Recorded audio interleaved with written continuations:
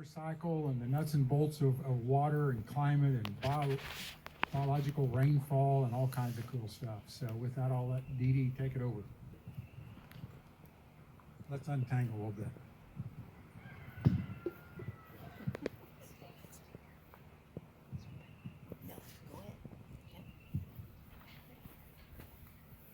What we're doing here, we're untangling the world here.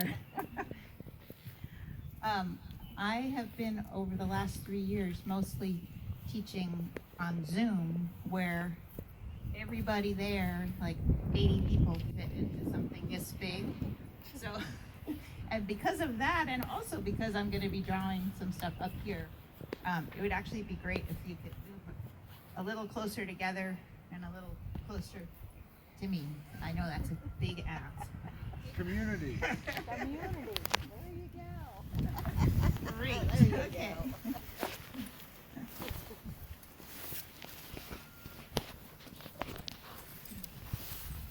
And you have an introduction to make, don't you, while people are moving?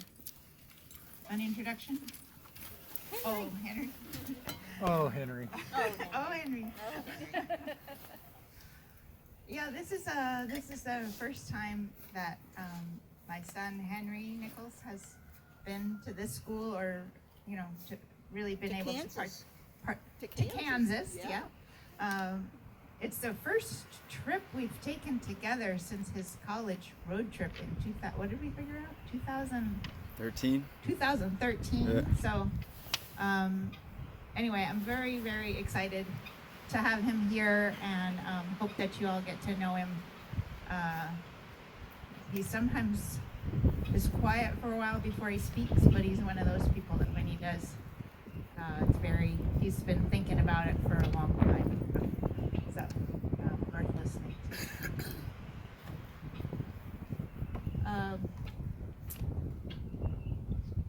I think I'm gonna wait on the introducing myself part because we have a lot to get through. Basically, I'm gonna try to draw and act out and have everybody be able to try to image the processes of life that create the weather, the climate, the local temperature, regional temperatures, rainfall, how it all works together. And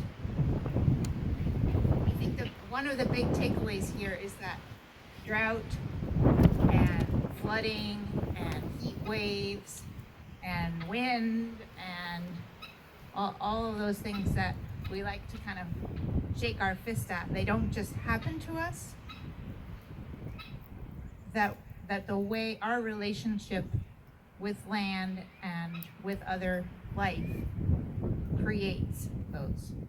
And we have this is actually a place of hope in that we have much more community agency to regulate and not just to be resilient in terms of how we respond to those, but actually proactively create the weather around us. But we can only do that by understanding how biology is doing it for us and how we can work with biology to do that. I do want to say that working closely with Walter Yena and Peter Donovan over the years has inspired in me, or not inspired, but broadened in me the concept of biological work and what I'm going to call the biotic climate. I guess I'll do a tiny introduction. I first came to this work through writing a book called The Ecology of Care, and that took 9 years to write. It was my PhD if I'd been in a program. Sadly, I didn't think of that. I didn't know how long it was going to take. But a lot of that came from traveling in that school bus. It's okay. It's just a relationship. Beginning of saying attention, everyone. Traveling in the school bus that's over there, all around North America and getting to talk to farmers and ranchers who were thinking about these things long before that. And that influenced that book, which was originally about sustainability and resilience in the healthcare system, and how do we take care of our own microbiomes, and how does grass-fed food and food grown without chemicals, how does that improve our health, and how all that works together. And traveling with Peter, meeting many of you, including Gail and Lynette, was really what brought it all together for me. That it's not just one whole system in terms of what we eat, but it's also one whole system in terms of how we live in terms of climate, and that it's not just about CO2 as a greenhouse gas. Climate change was defined at some point as the rise in CO2, and that was done in part because they thought that was a point of agency where it was clear that people could do something, and that the water cycle was considered too complex to model, which is basically true because it's constantly changing its form all over the place, right? We see that as we watch mists rise and then evaporate and turn into clouds and then rain down, and but also that they thought that the water cycle was such a huge influence on climate, on weather, on temperature, etc., that there's no way that human beings could have possibly changed it. And that's where they were wrong. And so unfortunately, now the whole conversation of climate is framed just as a conversation about CO2 and CO2 pipelines and how do we get rid of carbon, which is actually life. And the water has been only delegated to like a secondary position in the whole conversation. But the place where we actually have more agency than, buying a Prius or putting up a solar panel, etc., the place where we really have agency is at that soil surface. What happens to the rain that falls, and what happens after it falls? Does it go in, or does it run off?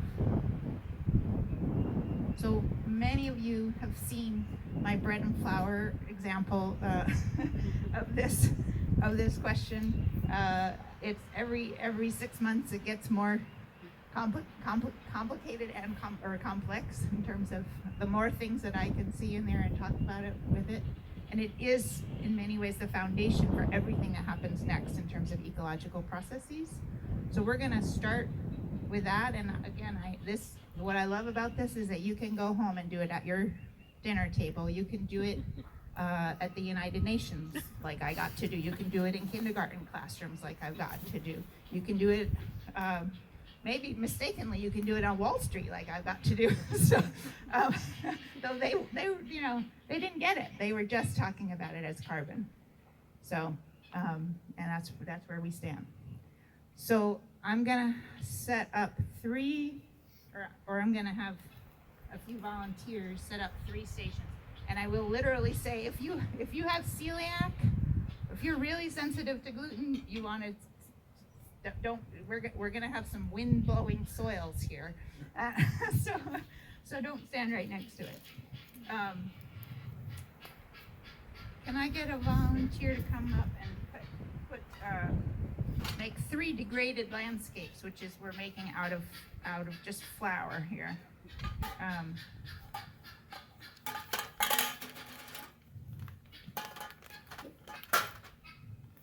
You need another table? Oh, yeah, I was gonna have one set up, kind of one at each corner. Each Okay. corner, so Each corner. everybody gets to play. So, yeah, let's see. Why don't you do it in these 3? No, I just want like a clump, right, about the size of the slice of bread. This way? Yeah. Put it over there. What do you want the flavors? Oh, well, wherever, so just so everybody gets to look at it rather than me telling them what's happening. Right in the middle is good. this one. A little bit more. That's good.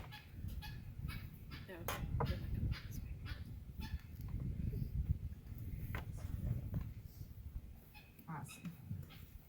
Okay, and I need another volunteer to make some rain clouds for us. Poke holes in the bottom of the cups.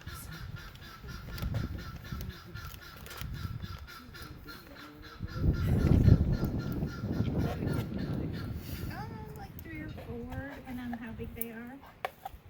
And then you could make some other landscapes. Okay. Let's see. Let's try it out. See if it's a rain cloud that will rain. Yep, that one's raining. Yeah, not bad. Maybe could turn the screw a little there. Okay. I think make them a little wider. More rain. Yeah, just a little. There we go. That'll do it. Just turn it a little. Yeah. Okay. These need like 3 or 4 slices of bread, unless you want a very, very thin soil surface. So let's hold off on the bread. There we go.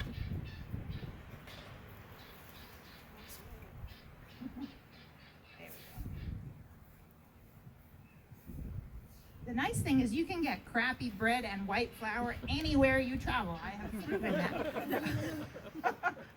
And don't worry, no actual life was harmed in doing this experiment. No, no, that's cool. That's cool. There never was any life. Let's see, that one's, we need a better soil surface. Let's go that way. Okay, so here. I got 4 planets in Virgo, so it's got, the pans have to be the same kind of. Okay. There you go. Square and square, round and Oh round. my God, look at you guys.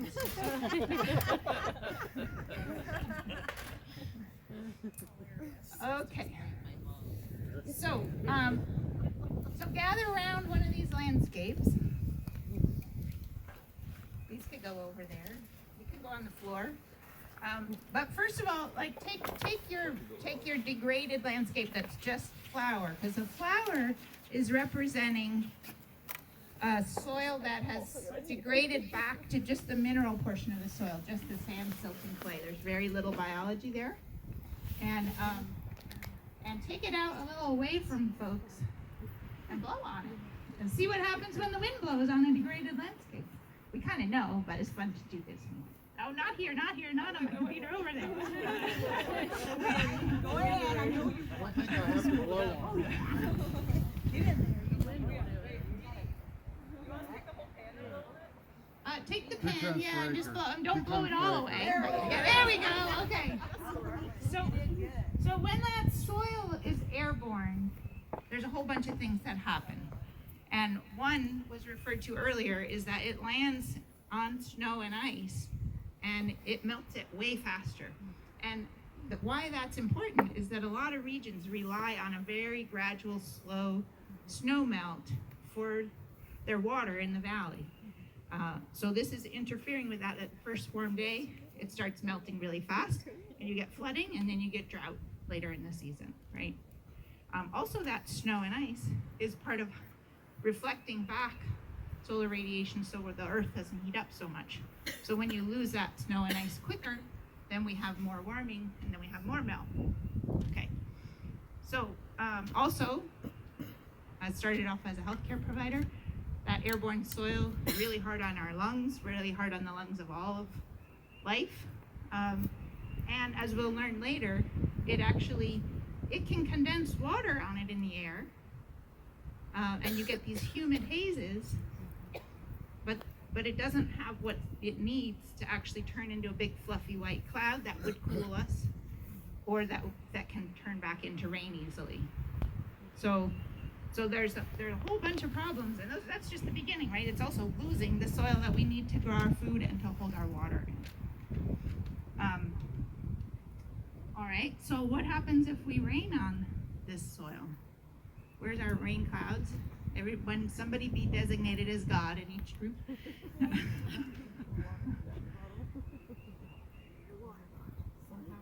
There you go. You're in charge. What's happening? No, There you no, go. wait a Get minute. on there. The gal in the green shirt is God. You got it. All right, what do you see happening? Runoff. Runoff. What else? Lack of It's not going in. Yeah, anyone who's done any baking knows about that, right? There's flooding happening. Gullies, yep. So some places you might have landslides, right? Reservoir's getting silted up. Yep, it's getting silted up. So one thing we know is that that's a hugely expensive problem. Digging all that silt out of dams, unclogging the pumps that cool nuclear power plants, right? All of that. That's a huge expense, that soil moving. So when they say there's no money to pay for soil health, just tell them about that one. So what happens if we would leave this degraded soil out in the sun for the rest of the afternoon? It would. What's that? It'll bake, but it'll bake into a crust on the top. It won't bake into a nice cake, right? Because there's no biology in there. So it'll bake into a crust on the top, and then the next time it rains, is it going to be easier or harder for that rain to get in and down to the plant roots? Now you've got a sealed soil surface. Because those little particles, those little silt particles like to move when the rain falls on degraded soil, and they plug up any open pores that would have accepted the rain. So now you have a sealed soil, so now you have even more flooding, and you have even more drought. So flooding and drought are two sides of exactly the same issue of degraded soil. And as we'll learn, you say, well, drought is, it's not just whether the soil accepted the water, it's also whether the rain came. But after this, we'll talk about why this actually has to do with whether the rain comes. So,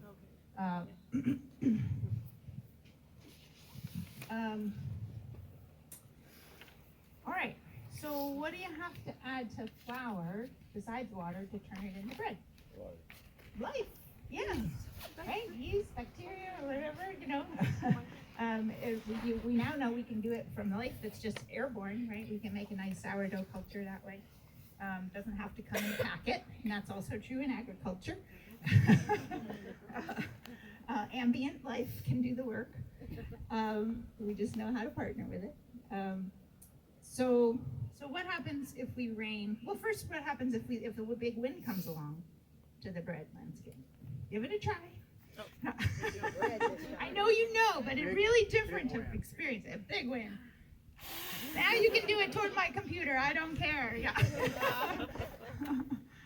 Okay, so that soil is staying in place. And soil health has to do with the structural and functional integrity of the soil.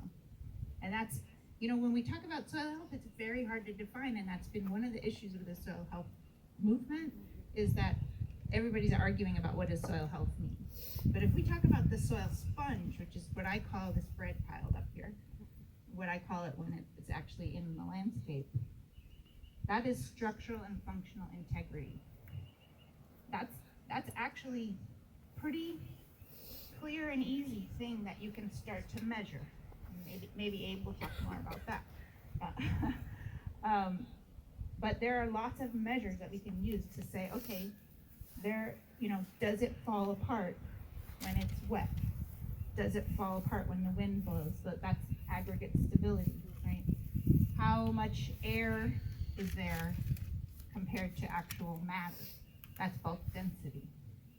How easily will water infiltrate? That's a water infiltration test. So those are three easy ways that you can measure it. There's lots of other ones.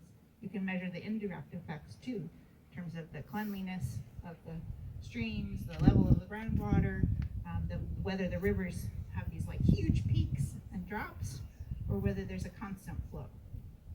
And we'll talk about that in a minute. So let's rain on that new landscape, or that old pre-disturbance landscape. All right, go ahead, break. Everybody got to do your rainfall. There we go. We And one thing I'd like you to notice is how much rain, how many cups you do before it starts seeping out the bottom. And of course here we have some bedrock about 2 inches down. Which is just like Vermont. Like what Vermont is like now.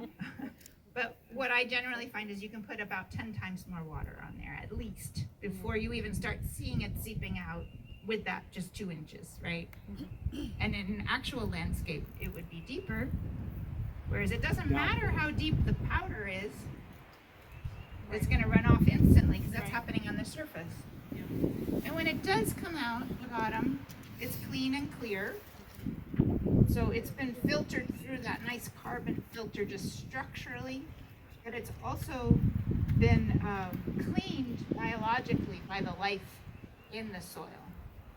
So we get clean water 2 different ways when we have that healthy soil sponge. So we don't have the same issue with flooding. We don't have the same issue with drought. We don't have the same issue with soil sealing. We've protected this water now in many ways from evaporation, especially if you have plant litter, mulch, growing, cover crop, or pasture on top, which you wouldn't grow the sponge without that, so that just kind of built right in there. What else? What else are we not having happen? So we don't have that, we don't have those melting snows, And there's no like erosion. right? So there's no erosion, no mudslide, no landslide, none of that stuff. We can start to refill groundwater, and it's gonna start coming up, it's gonna go down, and then move sideways and come up as springs, which are so lovely. And it's gonna refill the rivers from the sides and the ponds. So it's not just how much water rains into Lynette and Gale's ponds, it's that water coming in from the side. And that's where, there's many great things about permaculture, and it's gotten a lot of people thinking in systems, but the idea that you can only capture water by building a berm or digging a pond, it's like totally ignoring the whole idea that there's this whole landscape that you can capture water on. All right, so if you lived somewhere that was very prone to flooding, which land would you rather have around your house? The Brid. If you lived somewhere that was prone to drought, which may be exactly the same spot. The Brid. What about wildfire? Wildfire is an interesting one. So, and there's a great video by Linda Gibbs in California, who had been working on growing a soil sponge, had been, studying with us for a while around her music studio, and everything burned around it, and this wooden music studio was intact. And we have other examples of that. Because if we have dry leaves are falling on here, which is going to be more likely because the plants aren't getting enough water, so the green season is shortened.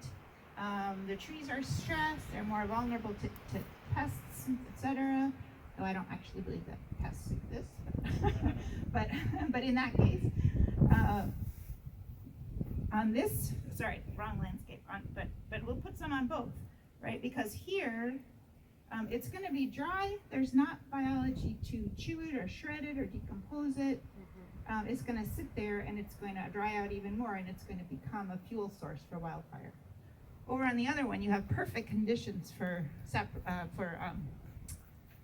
saprophytic fungi, right?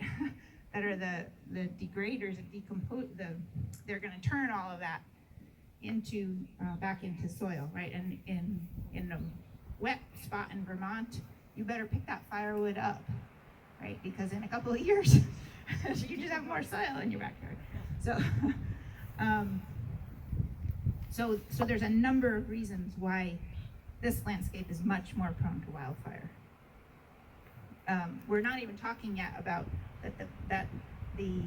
this one, because of a whole bunch of factors, is going to become like a cool low pressure zone, and this one is going to become a hot high pressure heat dome. And some of what we experience in terms of wind has to do with how the air is moving based on what the land is like. Okay.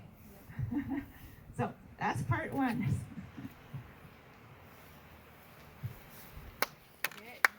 That was awesome. I will be going to the kindergarten class. Yeah, there you go. Great. Exactly. Yep. So part two is what I've been calling the biotic climate versus the antibiotic climate. And in the book Ecology of Care, I talk about shifting from a sterile model of care that kills off what we don't want to a more fertile model of care for humans, for animals, for wildlife, for soil that works with the processes, the ecological processes that create health on a broad scale. And so this is kind of how applying that to thinking about our climate. So how does it all work? Well, I mean, probably everybody here knows that plants take in atmospheric CO2. They actually take it in the bottoms of their leaves, which is a really interesting part of the picture because it's supposed to be coming up from the life that's respiring underground.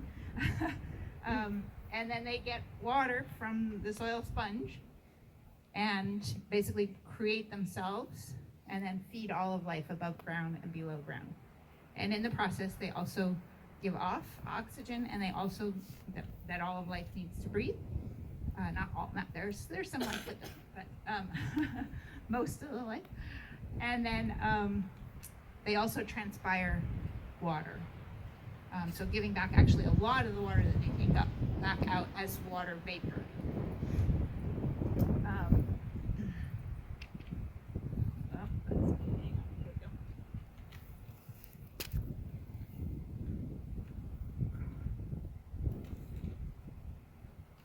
So part of what they do with all of that life that they create is they build this soil sponge. And the soil sponge, as we just saw, it has a lot to do with how water and everything else works in the landscape.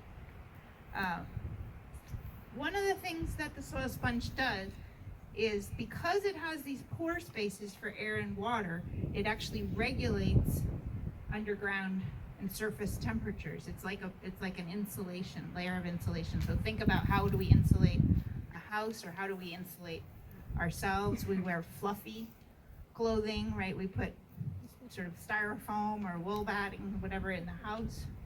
That's how animals insulate themselves. So by having this fluffy air and potentially water-filled space on the surface, we're regulating the temperature, so we're regulating the climate underground. We don't usually think about climate change underground, but there is actually a climate underground that a whole bunch of life is trying to figure out how to live down there. So if the soil temperatures are too hot, that's not only stress for the plants, it's also stress for all of the soil biology and worms and the snakes and the spiders and everybody else who lives under there, and the bumblebees. So as that soil surface is cooler, it actually is radiating back less heat into the air. So it's one of the ways that the air temperature becomes cooler. We have that snow and ice, right? We have shade of trees and clouds, etc.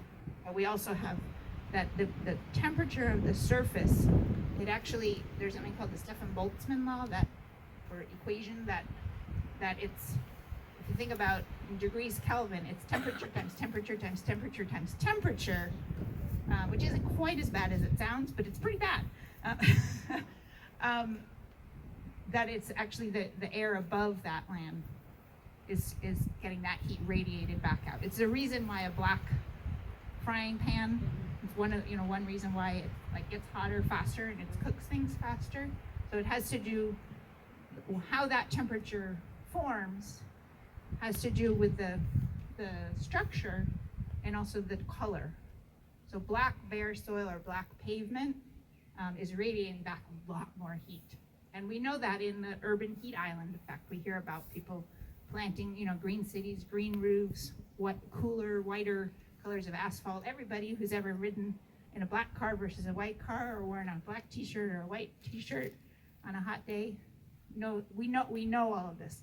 And that's one of the things I want you to think about, is that everything I'm talking about today, you already know.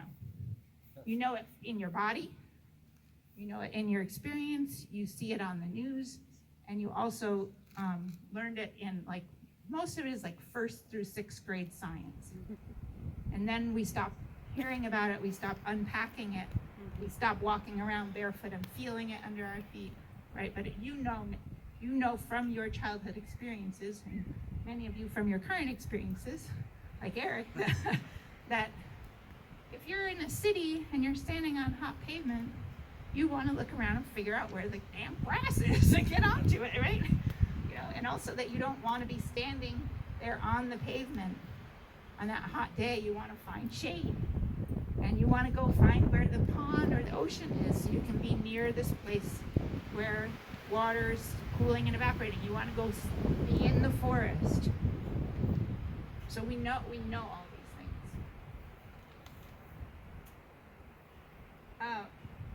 So the other thing that we know is that when we're hot, we sweat. And the water that we've taken in as part of our metabolism evaporates, comes out to the surface and evaporates and cools us off. And if you're like me and you don't sweat very effectively, then you want to like jump in the river over and over again and get your hair wet and get your skin wet and get, put your t-shirt back on before you've dried all the way off, because it's cooling to have water on the surface.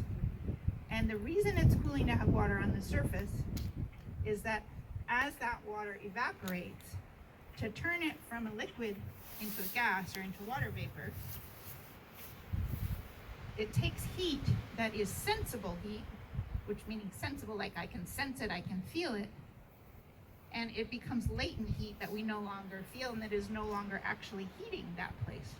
And that happens over and over again. And it happens not only in us, but it happens in plants. So in plants, it's called evapotranspiration or just transpiration. And plants use it to cool their leaves.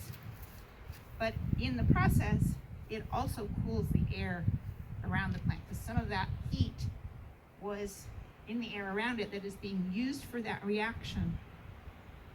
And it doesn't become sensible heat again until it recondenses. And it can evaporate and recondense over and over and over again, but it tends to happen at higher and higher and higher in the air. So we see this, like, if you get up early in the morning and go down by the pond, you might see the water evaporating from the pond. If you've just had a big rain and the next morning is warm, you might see mist coming off of the field. And then where did the mist go? It doesn't just keep rising and rising. It disappears again, right? Because it evaporates again as the day gets warmer. But then as it gets up to a cooler place, and as you get the biological cloud nuclei, it can condense again into cloud droplets. And when it condenses into a nice big white fluffy cloud, then you get some more cooling from the clouds. So there's all these different ways that cooling is happening. And this cooling, of course, is climate regulation. But to have a climate that we can live in, we don't just need cooling, because we could do that by getting rid of all of life too. We'd be really cold when the sun wasn't shining on our side of the earth, and we'd be really hot when it was. We also need atmosphere. We need atmospheric gases, right? And so the largest atmospheric gas is water. We don't talk about it with climate stuff much because it's considered like that's just always there, right? Or we talk about it as secondary, that the hotter the air gets, the more water vapor it can hold. So this is water in its invisible form. You can't see it. When you see it, water up in the air, that's because it's recondensed onto something, usually something biological.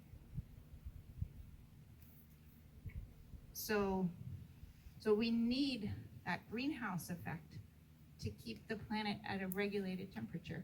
And actually currently the greenhouse effect is just a little too warm. It's not, you know, they talk about runaway climate change, and it's true, kind of in a global sense, it is a runaway climate change, but it's actually, it's not that much hotter than what we want it to be. And understanding the water cycle is one way that we can understand how to create, at the very least, oases where we can cool off, and at best, whole regions that are cooler, or you know, the medium is maybe whole regions that are cooler, and at best, maybe reverse the whole thing. Because it is quite possible that a lot of what we're seeing in climate change has to do with us not understanding how to manage land, to manage water, to manage the climate.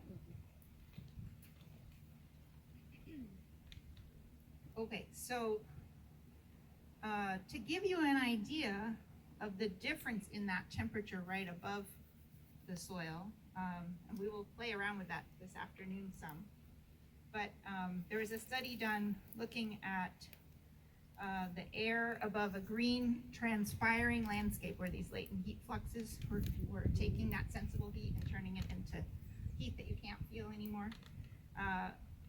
That on average, if you compare that to bare soil, on average that's almost 10 degrees Fahrenheit cooler, the air above that landscape.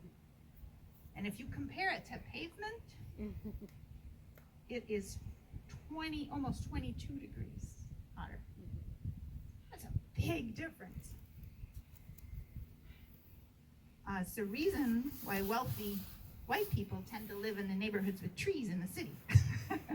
And unfortunately, one of the things they've figured out is that if they try to replant the trees in those neighborhoods, the neighborhoods quickly become gentrified. You know, in neighborhoods that don't have trees, where all the poorer people are living, they become gentrified, and suddenly they're desirable neighborhoods, and you haven't actually cooled off the places where the poorer people are living. So, okay, so as I was saying here, we now have, because of that heat in the air, over here, once this water has evaporated and gone, which is going to happen quickly, because this water is not sitting there, right? This water is already down in the ocean most of the time. Here, we're going to have a hot, high-pressure heat dome forming. And here we have a cool, low-pressure, like vacuum forming that's actually pulling things in. And I was gonna figure out a way to act this out, because I think this would be kind of fun.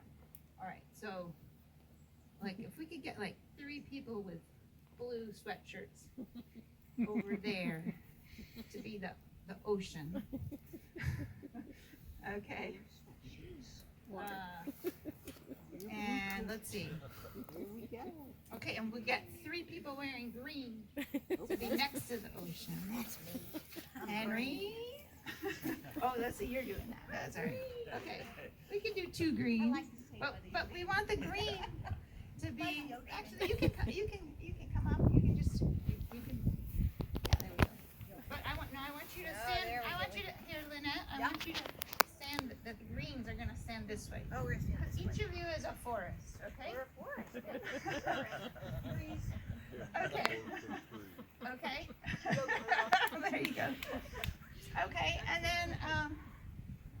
then if let's get these people with sort of soil colored things over here. Soil. You're the Midwest. Okay, so There you go. Good trio.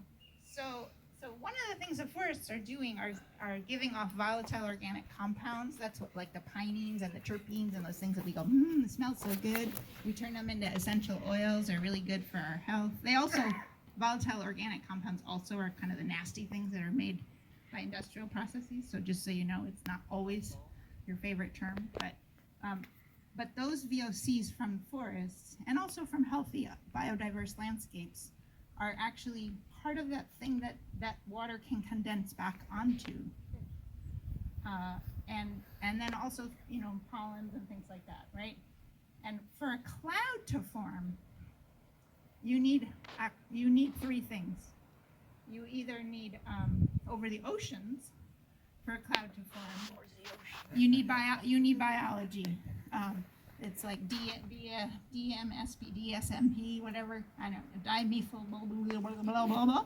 I'm gonna teach you how to be a scientist without being a scientist. Okay. I'm not worried about getting it all right. So that creates what's needed for actual rain to fall over the ocean, right? You can get clouds, but you need the rain to fall. At high altitude, like let's say these are mountains with forests on the top, you need ice to form that, and the ice, but actually we've learned that the ice, and also over prairies, I think that's a lot where they've studied this,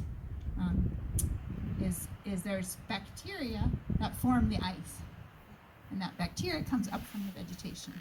And then over more like tropical forests or more diverse forests, it's bacteria that live in the vegetation also that can condense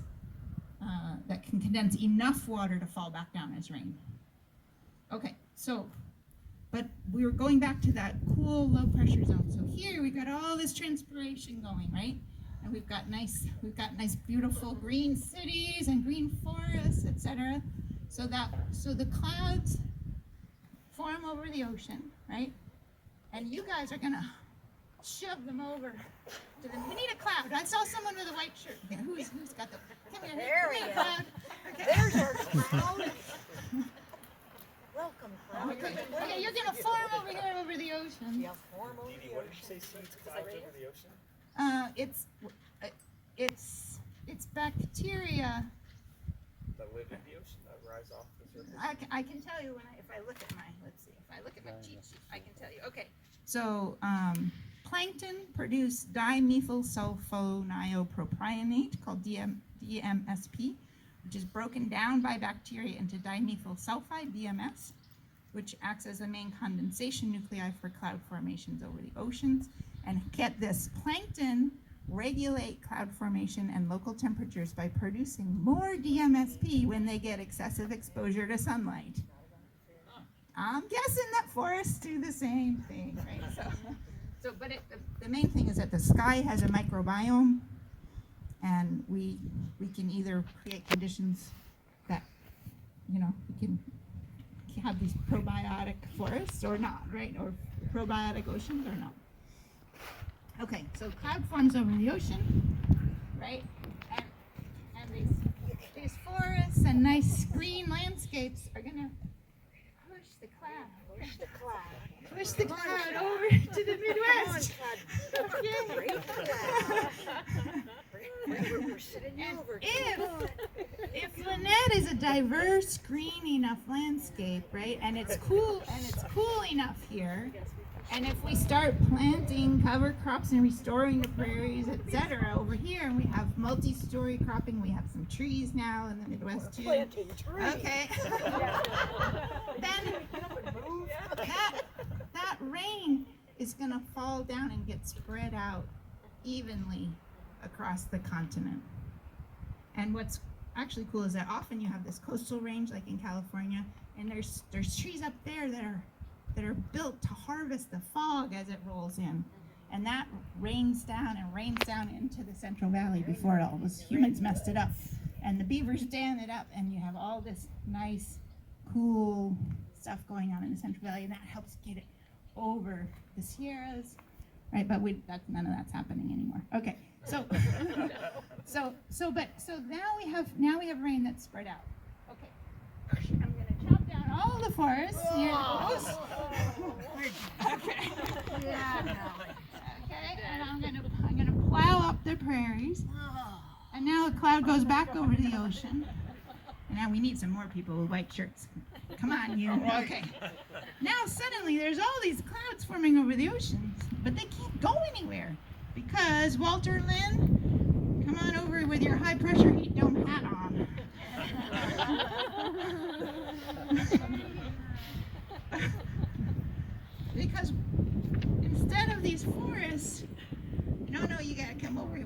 over there too. But okay, we have Walter who's pushing those clouds back to the ocean, and now suddenly we have storms all along the coast because there's all this water building up because it's all evaporating from the ocean, and the ocean still got their biology kind of working, but we don't have any of it here that can move it, can cool it, can populate it, can make it heavy enough to fall back down again.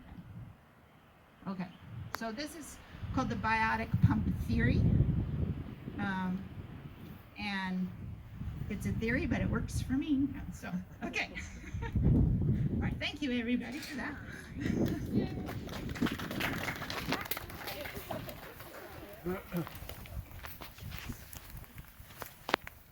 So, Did you just define an atmospheric river?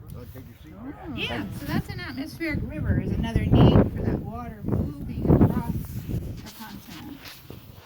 And there is water that is available to us in a lot of different forms that we can't access unless we have a living biotic landscape, biotic climate.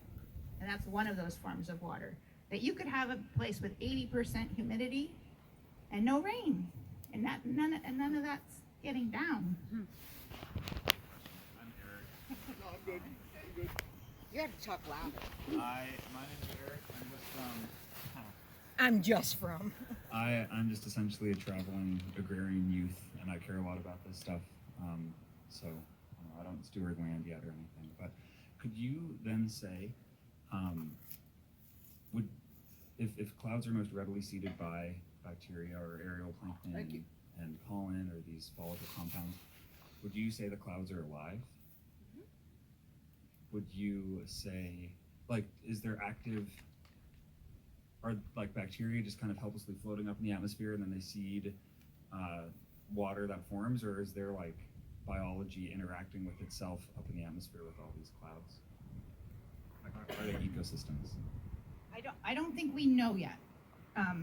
So I'll tell you some of where we learned this from, and what we know is that people were doing experiments. Even Louis Pasteur was doing experiments of trying to like look at what's going on in the air, right, to try to figure out why fermentation was happening, and realize there's airborne bacteria. When Walter Jena was a young government scientist, they were doing secret experiments on cloud seeding, right, for military stuff, and they kept flying up and taking air samples, and all these scientists were coming back and saying, "We can't use this one. It's been polluted with it's got microbiology in there." And then they go back up and get another one, and the same thing, until they're like, "Wait a minute, maybe this is actually part of what actually is happening in the sky." And so then they were doing cloud chamber experiments where they were putting in different substances to try to create rain and to create clouds. And by far, the most effective thing they found was these airborne bacteria. That research is not accessible because it was top secret research. And in fact, the original name of the bacteria, when they rearranged all of the Tree of Life stuff, got reclassified into something, under some other name. So even if you search for, and I'm forgetting the original name, but it's now very interestingly in the family, the E. coli family, which is super interesting because, if you believe that our ancestors were living in trees and eating leaves, where do those bacteria live? They found that those bacteria are in the stomata of leaves in tropical forests. That's what started our microbiome, like one of the biggest bacterial populations in our microbiome. So that's pretty cool. So, but not a whole lot has been done on it. What there has been a lot of research on is the ice nucleating, like snow, hail, etc. And that is Cindy Moore. Is anybody keeping up on that? Okay, there's two scientists who've done a lot of that, looking at that in terms of grasslands. But it's a very emerging science. There was a big rush of articles about the sky has a microbiome like 10 years ago. And then they figured out that we all have a microbiome around us, not just in us and on us. But that's kind of where it's at. And are these bacteria just constantly getting kicked up, like when we walk or move or laugh? It seems like they go, so this is again important, it seems like they go up. They live in the stomata of the leaves, and that's where the transpiration, that's where water gets transpired. And so it seems like they're maybe going out with the whole transpiration stream. So, yeah, very cool. Yeah. So, I haven't drawn any pictures. no, we're waiting on the art. Bungee cords. So somebody can correct me if I'm wrong, but when Walter was here 5 years ago, the question come up during this discussion about microbial rainfall. So what are we growing in the Midwest and the Great Plains? Corn and soybeans. Corn and soy. And today, what is the corn and soy? It's not corn and soy anymore. It's GMO Roundup. GMO. Yep. And what are we spraying on it? Roundup. Antibacterial. And what is Roundup? Broad It's an spectrum. antibiotic. Yep. We know plants are transpiring. The last I knew, Walter said the research has not been done to prove this, but he's positive that we are transpiring antibiotics into the atmosphere, killing the bacteria that are causing our rainfall. Uh-huh. Yep. Yeah. Well, it might be becoming the substrate instead of the bacteria, right? I mean, there's got to be a substrate, but it's not live. Well, so one of the substrates that we're seeing is particles from burning, right? And particles from airborne soils, and that's those humid hazes that don't rain back down again.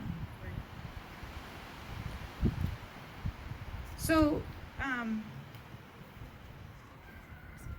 if you do get rain, like I like, one of the ways I sometimes open this is thinking about a hot, long week in the city with no air conditioning, and a hot, long week in the country, like a country where it's actual real country, where there's diversity and forests and all kinds of different multi-story, etc.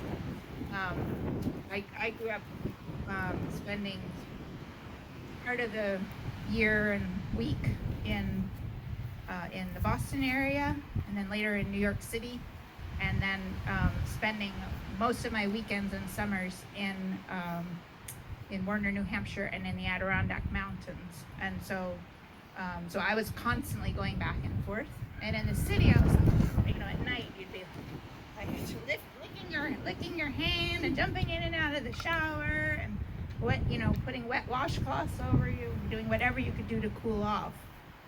Whereas in the country, you'd wake up in the morning, there'd be dew on your feet in the morning. It was cold. You'd come downstairs in your sweater. You'd light the wood stove.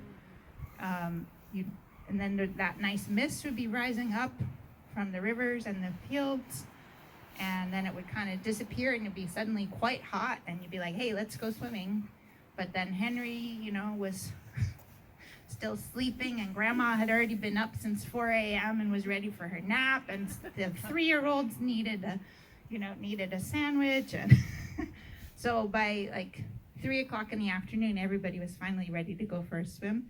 But at that point, it had clouded back over into these big clouds, and it was raining, and it was cooling things off again. And by evening, the sky was absolutely clear, and any of that heat that had gathered in the big boulders of the Adirondacks or whatever could actually escape back out to the outer space, basically, or inner space at night. And that's called the nighttime radiation window being open. Whereas if we have humid hazes, right, or just like a ineffective cloud cover that's not very condensed, nights in the city were very, very hot. They just cool off a little bit, not that big fluctuation. And the next day, it's just, you're compounding on the heat that you already collected the day before. So that's where we get these very dangerous heat waves. So if we can reopen the nighttime radiation window through having, at the very least, big high albedo clouds that have space in between them, and even better to have that afternoon rainfall that in the tropics you get every day. It's like clockwork. Yep. So that's what's supposed to be happening, right? If we can then get that nighttime cooling, there's another source of water that becomes available to us, and that's dew. And that dew, there is something called a dew point. You probably heard of that, and that is like the conditions in which dew will form. And it won't form easily if there's too much heat or if there's too little variation in temperature. So anyway, that's the biotic climate, and we could go through the whole thing again, thinking about it in terms of the carbon cycle, which you've probably heard till you're tired of hearing about it, right? About soil carbon and this and that. But that's also all happening, right? So we're also working not just through water, but also through carbon. That atmospheric carbon is in living things. And I always say we need more humans on the planet because every human is sequestering carbon in their body for like 50 to 100 years. Like, start making babies. I like to play with people without when the anti-carbon folks,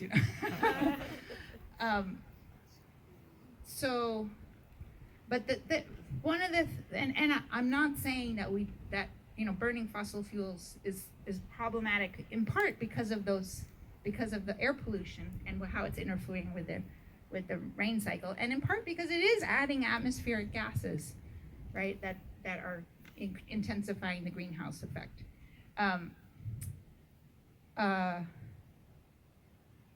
But there's something that isn't being talked about that much in the sort of carbon drawdown narrative. First it was just like stop burning fossil fuels, and then they realized it's going to be like probably 1,000 years before we would actually see the effect of just stopping. So we need to actually draw it back down into living systems, into soil carbon, keeping the forests going, carbon pipelines, however you want to get it done. Planting forests. Planting Grass. forests. Grassland. Grassland. But there's another issue with that it doesn't mean it's not worth doing, but it's just worth keeping in mind, which is that the oceans have been holding on to some of the extra carbon in the atmosphere. Kind of like putting CO2 into a soda bottle with one of those soda machines. And as we draw that carbon back down into living systems, the oceans are going to be giving it back. Like, it's literally like the same as taking the top off of a soda bottle. So we don't know how long it's going to take the oceans to re-equilibrate. So the carbon drawdown, soil carbon, etc. strategy is a long-range strategy. It's absolutely important to be doing, but it's not how we're going to cool us and the next couple of generations. How we're going to cool us in the next couple of generations is through what we just heard. There's all kinds of stuff that we can do to keep that biotic climate going or to restart it.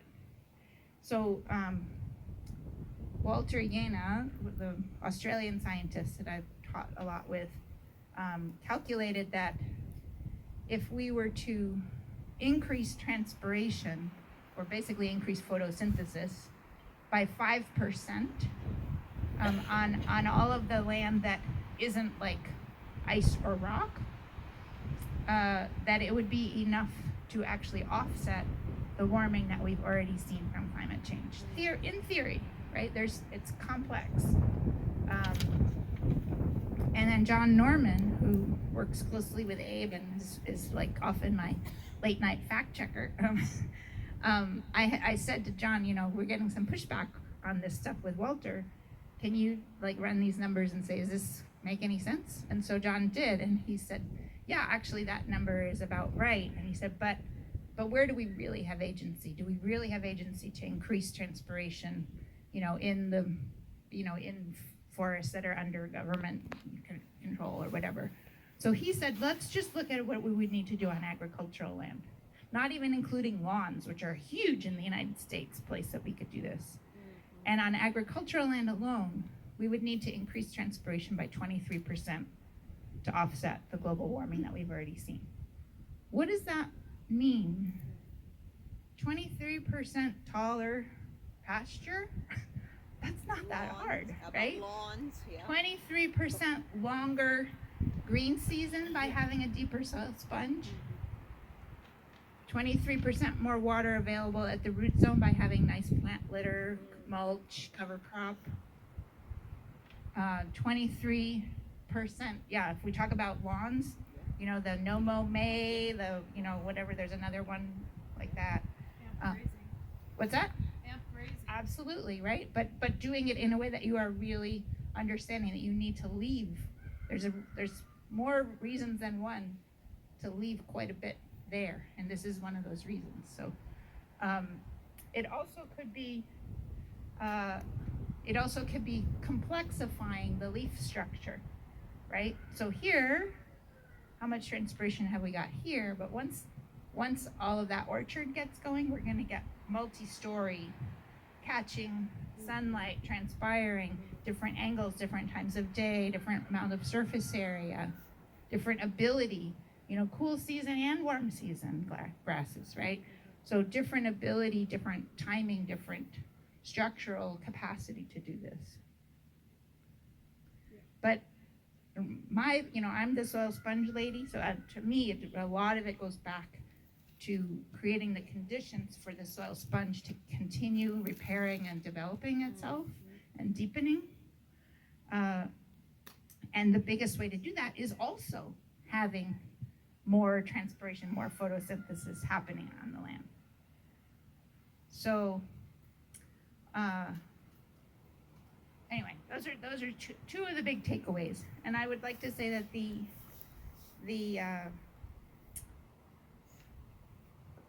soil health can be defined by the structural and functional integrity of the soil, but the structural and functional integrity of the soil is created by the biological integrity of the place. So thinking about how many species are contributing to that whole story that we just told, including taking that flower and turning it into bread on the landscape scale.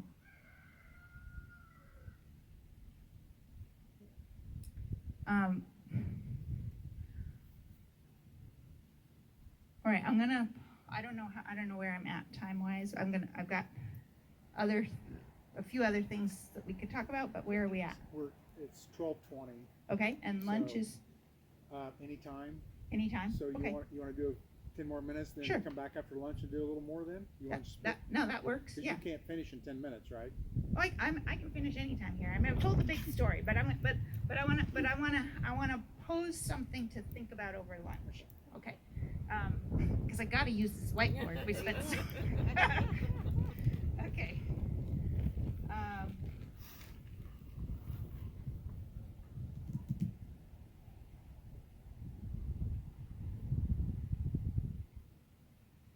All right, I'd like you to think about in what ways is each of these contributing to the biotic climate returning, or to what I call the anabiotic climate, which I probably don't need to read through or talk through because we kind of, you heard that, right? That was embedded in the other story.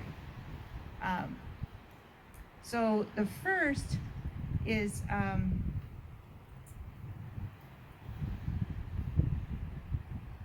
what we're going to call foundational agreements.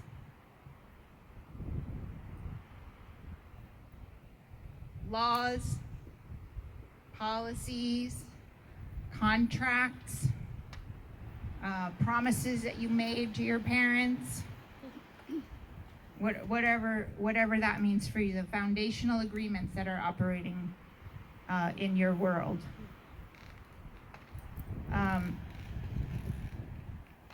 And I want to point out, we can think about this whole framework on a human scale, and we can also think about it on a biological scale.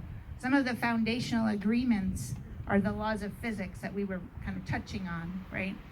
That a bear hot landscape is radiating more heat. And I do want to say one thing about that. That we talk a lot about the greenhouse as being why climate is hotter, but the greenhouse is like, it's kind of like the lid on the pan, although it's not a lid, it's actually, this is a greenhouse right here even. So it's the whole thing. But that's kind of like the lid on the pan. But how else do we cool something off when it's gotten too hot? Is we turn down the flame underneath the pan. And managing the soil surface and managing the soil sponge and managing vegetation is how we turn down the heat under the pan. So, okay, so foundational agreements could be human agreements, could also be, the laws that govern how our planet works. And then over here is industry or work. And I don't just mean big industry, but big industry obviously has influenced all of this a lot, but it's also the industry that you do every day when you're farming. It's the industry of raising children. It's the industry, it's the biological work that creates the soil sponge. And then cultural paradigms.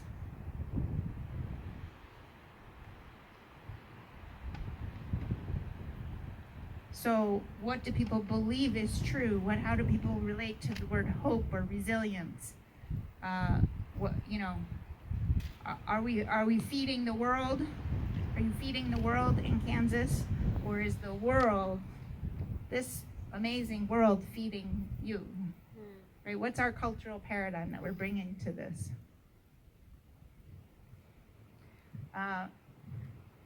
And then the last one is, we'll call it relationships.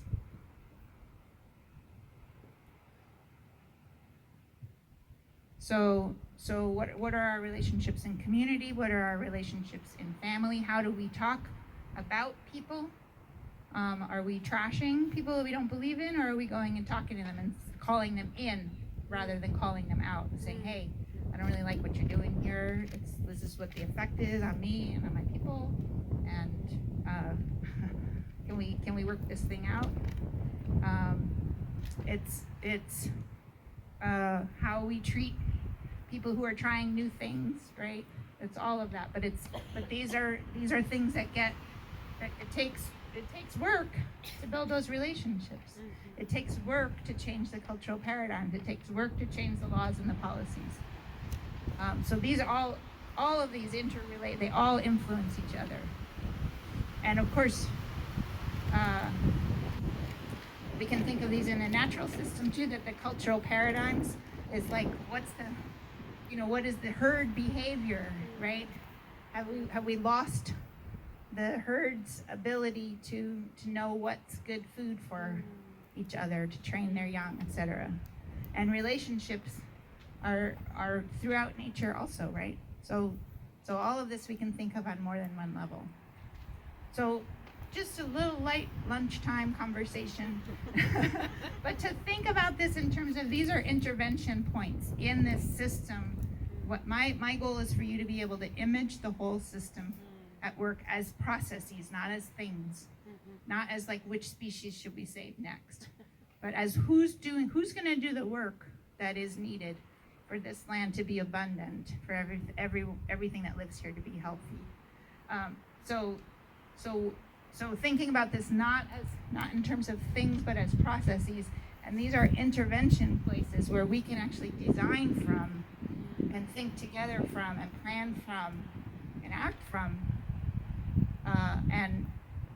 And let's see what happens over lunch.